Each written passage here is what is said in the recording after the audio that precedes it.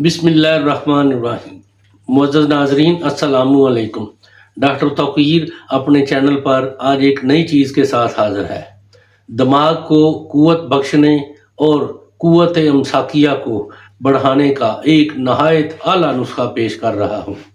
امساک کا مزہ دوبالا کرنے اور قوت کو بڑھانا اس کا خاص کارنامہ ہے۔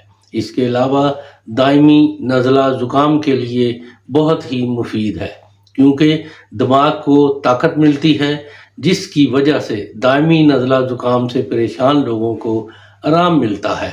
قوت امساکیہ اس قدر بڑھتی ہے کہ آپ کے تمام شکوے دور ہو جائیں گے اگر بعد از جمع 2 کیپسول گرم دودھ سے کھا لیے جائیں تو قوت عود کر آتی ہے اور کمزوری ذرا بر بھی نہیں رہتی، گویا کہ کچھ کیا ہی نہیں۔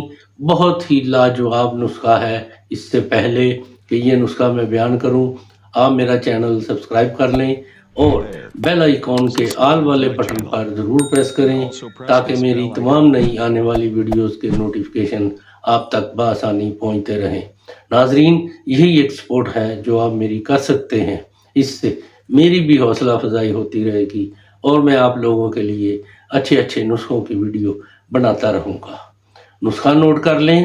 مرمکی 2 ماشا، مستگی رومی 2 ماشا، خلنجان 2 ماشا، بہمن سرخ 2 ماشا، لونگ، دارچینی، لوبان، گوند کیکر 7 ملٹھی، یہ تمام 6 ماشا۔